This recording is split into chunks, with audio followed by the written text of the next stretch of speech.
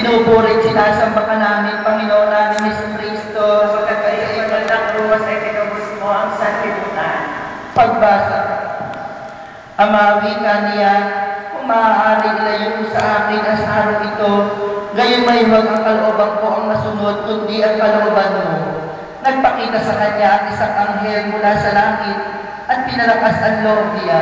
Tigid ng hapis siya'y nanalangin ng lalong mataimtim. Tumulo sa lupa ang kanyang pawis na animoy patak ng dugo. Pagninilay. Ito ang gabing ipinagkakalulo si Jesus. Si Jesus ay lubhang natakot.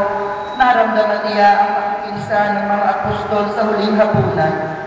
Ngunit ang taong nagkanulo sa kanya, si Jesus sa pagkakataong ito ay nakapagbuo na ng kanyang masamang tangka upang hulihin ng mga pinunong pari si Jesus. Makapal ang dilim na bumabalot sa tubig ito. Sinabi ni Jesus, ang puso ko ay nalulumbay.